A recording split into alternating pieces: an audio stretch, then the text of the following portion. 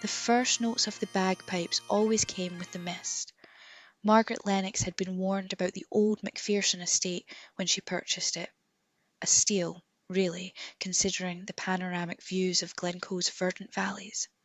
The locals in the village pub had exchanged knowing glances when she mentioned her new address, but none would speak plainly about why the stone manor had sat empty for nearly 2 decades. Just dinna wander the grounds after dark, the pub landlady had finally muttered, polishing the same glass for the 3rd time. Especially when the hair rolls in, she said. Margaret had dismissed their superstitions. She was a practical woman from Edinburgh, a novelist seeking solitude to finish her historical fiction. The isolation of the estate, with its crumbling stone walls and overgrown gardens, seemed perfect for her purposes. Then came the first night of the Highland mist, the hare as the locals called it, rolling in thick blankets from the valley floor, swallowing the mountains until nothing remained but the damp stone of her terrace.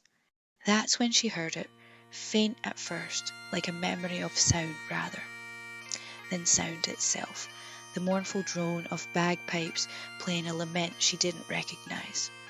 Margaret stood at her window, peering into the impenetrable whiteness, convinced some local was having a laugh at her expense. The melody grew stronger as the mist thickened, seeming to circle the house.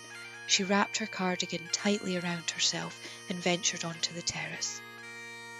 "Hello," she called, her voice swallowed by the mist. "This isn't amusing," she cried. The music stopped abruptly. In the silence that followed, she heard only her own breathing and the soft drip of condensation from the eaves. Then footsteps, deliberate and unhurried, coming up the gravel path from the garden she couldn't see. Margaret backed towards the door, suddenly aware of her vulnerability. The footsteps continued, growing closer until they should have brought their owner into view. But the mist revealed nothing.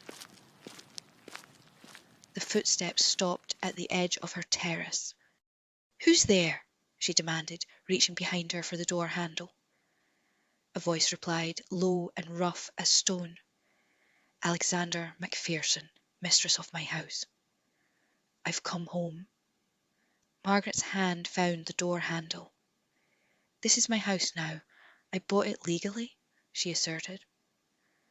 A bitter laugh emerged from the mist. "Aye, they all say that, but the Macphersons have owned this land since before the Massacre of Glencoe. No paper deed changes that," it said indignantly.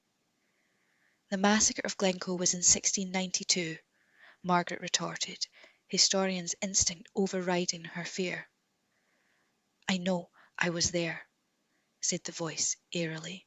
The mist shifted then, thinning just enough for Margaret to glimpse a figure, a man in Highland dress, kilt and plaid arranged in an ancient fashion, a set of pipes under one arm. But what froze her blood was his neck, twisted at an impossible angle, the head lolling to one side. "They hanged me for warning the Macdonalds," he said, his dead eyes finding hers. "Hanged me from the old oak that once stood where your garden is now. But they couldn't silence my pipes," he declared. Margaret stumbled backward through the door, slamming it shut. She spent the night huddled in her bed, the pipes playing their ghostly lament until dawn, when the mist retreated and silence returned. Next day she found Mrs. MacLeod, the oldest resident, tending her garden. "The piper," Margaret said without preamble, "Alexander Macpherson. He came to my house last night." The old woman's gnarled hands stilled on her shears. "So you've met him then?" she inquired. "Is he real?" Margaret responded. Mrs. MacLeod's eyes, rheumy with age, fixed on the distant mountains. As real as the massacre itself, Alexander was the piper to the Macpherson clan. When he learned of the planned betrayal of the Macdonalds with whom they'd broken bread, he tried to warn them. His own kinsmen caught him and hanged him for a traitor." She sighed. He plays still when the mist comes, trying to sound the warning he couldn't deliver. What does he want from me? Margaret begged. The same thing he wanted from the family that fled 20 years ago and the one before that. He wants someone to hear his story, to know why he died. Is that all? Mrs. McLeod's withered face creased in thought. Legend says he'll rest when someone finishes his warning, takes his pipes to the MacDonald lands, and plays his lament. That night the mist came again, and with it the piper. But this time Margaret waited on the terrace. "Tell me your story, Alexander Macpherson," she called into the swirling white. "I'm listening."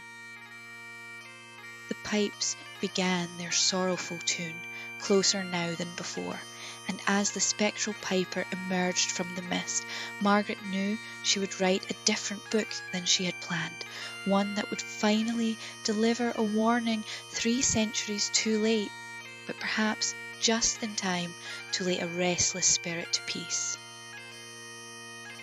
For in Glencoe the past never truly dies.